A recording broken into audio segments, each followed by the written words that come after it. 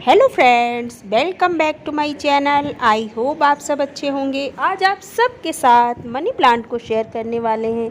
Money plant से आप कैसे चमकदार और ज़्यादा घना बना सकते हैं मनी प्लांट को, इस बारे में बात करेंगे।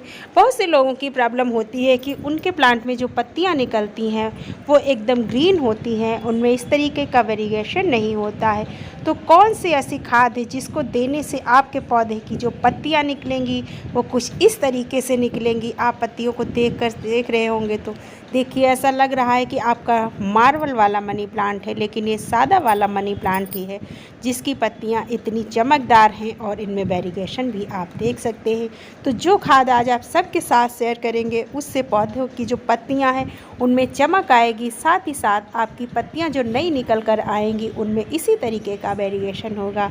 तो आइए वीडियो को शुरू करते हैं। जो लोग चैनल पे पहली बार आए हैं प्लीज़ चैनल को सब्सक्राइब कीजिए, बेल आइकन प्रेस कीजिए, जिससे हमारे सभी वीडियोस की नोटिफिकेशन आप तक पहुंचती रहे। बहुत से लोग कहते हैं कि उनका जो मनी प्लांट है उसमें जो पत्तियां निकलती हैं वो एकदम ग्रीन होती हैं, उनमें किसी भी तरीके का वेरिएशन नहीं होता है।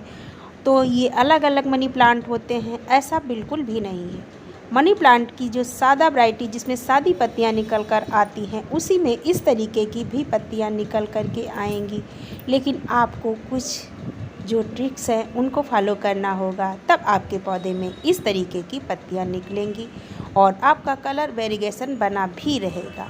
आपकी जो हरी हरी पत्तियां निकल कर के आती हैं वो और ये दोनों ही प्लांट एक होते हैं। जो मार्बल वाला मनी प्लांट होता है वो अलग होता है, लेकिन ये भी आप देखते हैं तो देखने में बिल्कुल ऐसा लग रहा है कि मार्बल वाला मनी प्लांट ही है, क्योंकि इसकी जितनी भी पत्तियां हैं सब में आप देखेंगे इस तरीके से वेरिएशन है। तो ये कैसे संभव है, इसमें कौन सा खाद हमने दिया है जिससे हमारी पत्तियां इतनी चमकदार हैं।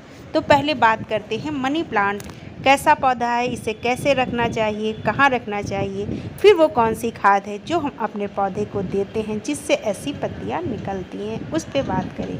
देखिए, मनी प्लांट को कभी भी हमें बिल्कुल धूप में नहीं रखना है। वो इंडोर प्लांट है, लेकिन इंडोर का मतलब ये नहीं है कि उसको बिल्कुल भी धूप ना मिले। अगर आपके प्लांट में बिल्कुल भी धूप नहीं लगेगी तो आपके प्लांट की जो पत्तियां हैं उनका वेरिएशन इस तरीके का नहीं होगा, उसमें ग्रीन पत्तियां ही निकलेंगी और थोड़ा बहुत वेरिएशन हो सकता है।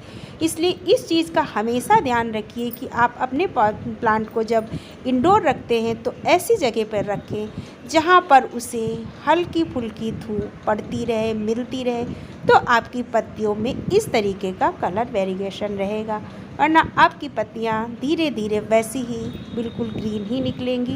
तो इस चीज़ का हमेशा हमें ध्यान रखना है कि हमारे प्लांट में हल्की सी धूप लगनी चाहिए। अगर आपके प्लांट में धूप नहीं लगती है तब भी उसे सनलाइट मिलनी चाहिए। बिल्कुल अंधेरी जगह पर अगर आप रख देंगे तो आपकी पत्तियां इस तरीके की ग्रीन होंगी और इनमें कलर वेरिएशन नहीं होगा।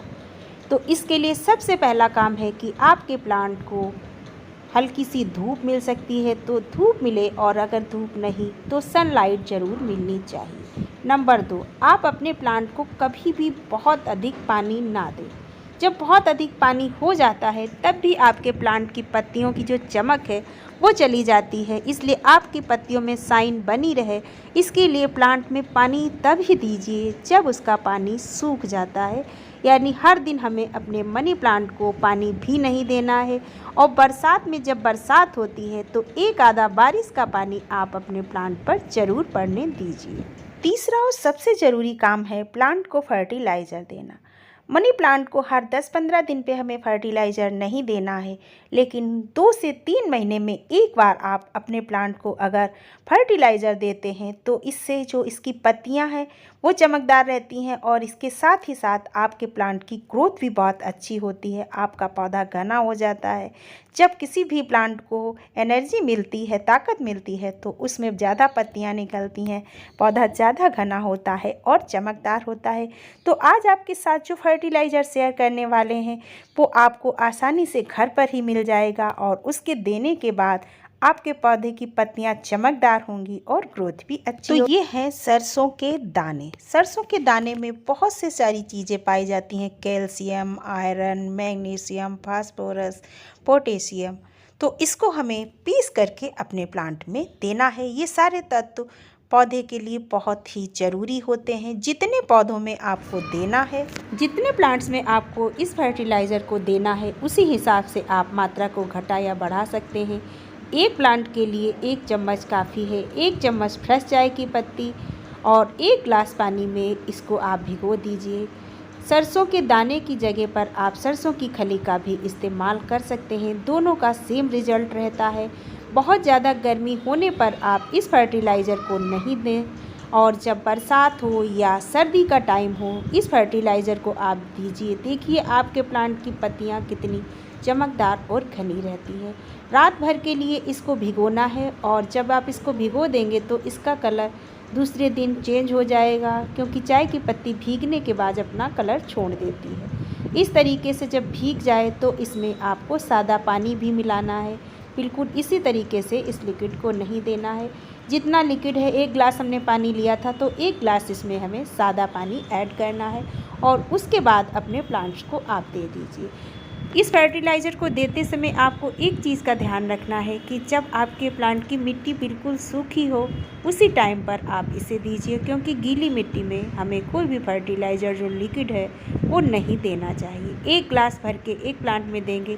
6 इंच के प्लांटर में ही हमने अपने इस मनी प्लांट को लगाया हुआ है।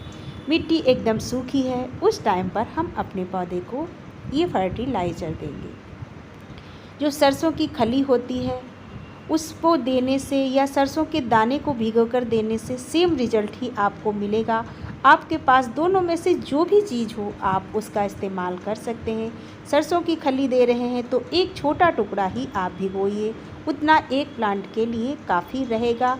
1 ग्लास पानी में भिगो दीजिए और दूसरे दिन आप अपने पौधे को सादा पानी मिला कर के दे दीजिए।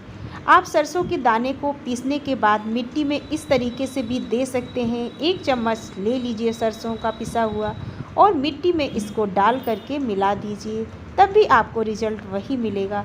लेकिन जब लिक्विड आप देंगे तो आपके प्लांट में नीचे तक अच्छे से पहुंच जाएगा, इसलिए हमने लिक्विड में दिया है। लेकिन अगर आप चाहें तो इस सरसों की पिसी हुई सरसों को आप अपने प्लांट में इस तरीके से भी दे सकते हैं।